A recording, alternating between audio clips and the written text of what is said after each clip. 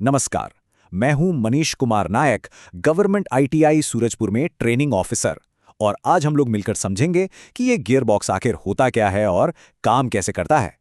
तो चलिए अपनी बात एक बहुत ही दिलचस्प सवाल से शुरू करते हैं। कभी सोचा है, एक ही इंजन किसी गाड़ी को जब वो रुकी हुई है उसे चलाने के लिए जबरदस्त ताकत कहाँ से लाता है, और फिर वही इंजन उसे हाईवे पर इतनी तेज रफ्तार कैसे दे पाता है? इसका जवाब गाड़ी के एक बहुत ही जरूरी हिस्से में छिपा है। और वो जवाब है गियर बॉक्स। इसे ट्रांसमिशन भी कहते हैं।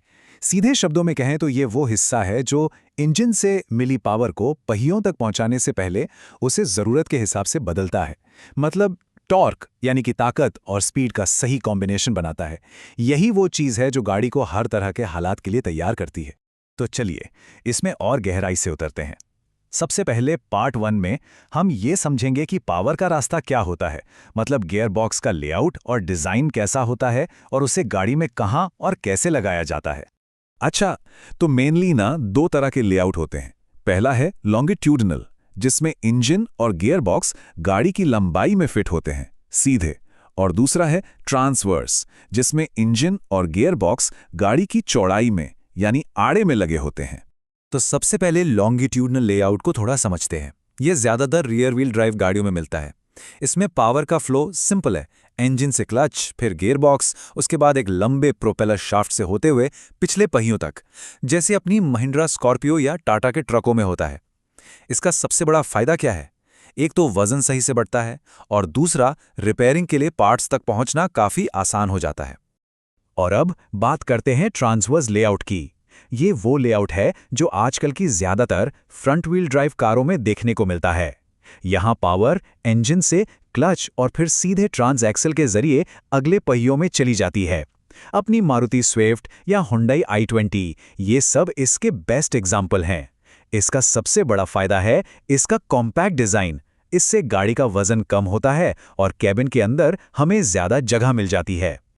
अब आप सोच रहे होंगे कि ये ट्रांस एक्सल क्या भला है। देखिए, ये इंजीनियरिंग का एक बहुत ही स्मार्ट तरीका है। ये एक ही कॉम्पैक्ट यूनिट होती है जिसके अंदर गियर बॉक्स, डिफरेंशियल और फाइनल ड्राइव तीनों को फिट कर दिया जाता है। इससे उस लंबे प्रोपेलर शाफ्ट की जरूरत ही खत्म हो जाती है। कमाल है ना? ओके, तो अब आते हैं पार्ट 2 पर। अब तक हमने बाहरी बनावट देखी, अब हम गियर बॉक्स के अंदर की दुनिया में चलेंगे। यहाँ हम समझेंगे कि ये गियर, उनके रेशियो और टॉर्क असल में काम कैसे करते हैं। तो इसका जो सबसे बेसिक प्रिंसिपल है वो है गियर रेशियो। कॉन्सेप्ट बहुत सिंपल है। जब भी कोई छोटा गियर किसी बड़े गियर को घुमाता है तो टॉर्क यानी कि खींचने की ताकत तो बढ़ जाती है, लेकिन स्पीड कम हो जाती है। बस यही एक लाइन पूरे गियर बॉक्स का आधार है। अब इसे कैलकुलेट कैसे करते हैं, इसके लिए 3 बहुत जरूरी फॉर्मूले हैं। इनको ध्यान से देखिए। गियर रेशियो निकालने के लिए ड्रिवन गियर यानी जिस गियर को घुमाया जा रहा है उसके दांतों को ड्राइविंग गियर के दांतों से डिवाइड कर देते हैं। आउटपुट टॉर्क पता करना है तो इनपुट टॉर्क को गियर रेशियो से मल्टीप्लाई कर दीजिए, और आउटपुट स्पीड वो इनपुट स्पीड को गियर रेशियो से डिवाइड करने पर मिल जाएगी। तो सिंपल से सिद्धांत से ही सारे गियर काम करते हैं। कैसे? देखिए, पहले गियर में एक छोटा गियर एक बड़े गियर को घुमाता है, जिससे गाड़ी को उठाने के लिए मिलता है हाई टॉर्क। टॉप गियर में रेशियो लगभग बराबर यानी 1:1 या उससे भी कम हो जाता है, जिससे हाईवे पर बढ़िया स्पीड और माइलेज मिलती है। और रिवर्स गियर के लिए एक मजेदार चीज होती है, बीच में एक और आइडलर गियर डाल दिया जाता है जो घूमने की दिशा को ही उल्टा कर देता है। चलिए अब आते हैं पार्ट 3 पर। यहां हम उस राज को जानेंगे जिसकी वजह से आजकल गाड़ियों में गियर बदलना इतना मक्खन जैसा स्मूथ होता है, बिना किसी आवाज के। जी, हम बात करेंगे सिंक्रोमेश यूनिट की। तो एक सिंक्रोमेश यूनिट में 4 मेन खिलाड़ी होते हैं। पहला है सिंक्रो हब, जो मेन शाफ्ट के साथ घूमता है। दूसरा है सिंक्रो स्लीव, ये हब के ऊपर स्लाइड करके गियर को लॉक करता है। तीसरा है बॉक रिंग, पीतल का बना एक कोन जो स्पीड मैच कराने का सबसे जरूरी काम करता है। और चौथा है गियर कोन, गियर पर बनी वो ढलान वाली सतह जिससे बॉक रिंग जाकर चिपकती है। तो ये पूरा काम होता कैसे है? 4 सिंपल स्टेप्स में।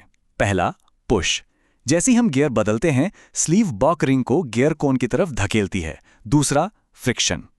रिंग और कोन के बीच घर्षण होता है, जिससे दोनों की स्पीड बराबर होने लगती है। तीसरा, ब्लॉक। ये बॉक रिंग तब तक स्लीव को आगे नहीं बढ़ने देती जब तक दोनों की स्पीड एकदम मैच ना हो जाए। और चौथा, लॉक। जैसे ही स्पीड मैच होती है, स्लीव फटाक से आगे स्लाइड करती है और गियर को शाफ्ट से लॉक कर देती है। और बस इसी वजह से गियर एकदम स्मूथली बिना किसी कर्र की आवाज के बदल जाता है। और अब हम पहुंच गए हैं अपने आखिरी और चौथे पार्ट पर। इसमें हम जानेंगे कि हमारे हाथ से गियर लीवर तक और वहां से गियर बॉक्स के अंदर तक ये कनेक्शन कैसे काम करता है। और हाँ, एक मैकेनिक के तौर पर इसके रख रखाव से जुड़ी कुछ बहुत ज़रूरी बातें भी जानेंगे। तो गियर लीवर को गियर बॉक्स से जोड़ने के ना दो मेन तरीके होते हैं। पहला है रिजिड लिंकेज। इसमें एक मजबूत मेटल की रॉड सीधे गियर लीवर को गियर बॉक्स से जोड़ती है। ये पुरानी रियर व्हील ड्राइव गाड़ियों में बहुत कॉमन था, लेकिन आजकल की गाड़ियों में, खासकर फ्रंट व्हील ड्राइव वाली, एक दूसरा सिस्टम यूज होता है जिसे कहते हैं केबल शिफ्ट। इसमें फ्लेक्सिबल केबल इस्तेमाल होती हैं और इसका फायदा यह है कि इंजन का वाइब्रेशन गियर लीवर तक नहीं पहुंचता। ये स्लाइड खासकर हमारे मैकेनिक दोस्तों के लिए बहुत काम की है। चलिए कुछ कॉमन प्रॉब्लम्स और उनके सॉल्यूशंस देखते हैं। अगर गियर बदलते समय ग्राइंडिंग यानी रगड़ने की आवाज आए तो हो सकता है बॉकरिंग घिस गई हो या क्लच में कोई दिक्कत हो। अगर गियर हार्ड लग रहे हैं तो शिफ्टिंग केबल ढीले हो सकते हैं या गियर ऑयल कम हो सकता है। इन्हें जरूर चेक करें। और सबसे जरूरी बात, हमेशा कंपनी का बताया हुआ सही ग्रेड का ऑयल ही इस्तेमाल करें, क्योंकि गलत ऑयल पीतल की बनी सिंक्रो रिंग्स को खराब कर सकता है। तो अब जब हम इतना कुछ जान गए हैं कि फ्रिक्शन और सिंक्रोनाइजेशन कितने जरूरी हैं, तो एक सवाल दिमाग में आता है। एक इलेक्ट्रिक गाड़ी के लिए, जिसके इंजन का टॉर्क बिल्कुल अलग होता है, उसके लिए गियरबॉक्स डिजाइन करने में सबसे बड़ी चुनौती क्या हो सकती है? इस पर सोचिएगा जरूर। इस टॉपिक पर और जानकारी के लिए PDF और असेसमेंट आपको डिस्क्रिप्शन में मिल जाएगा। और हाँ, ऐसी जरूरी अपडेट्स के लिए चैनल को सब्सक्राइब करना ना भूलें। धन्यवाद।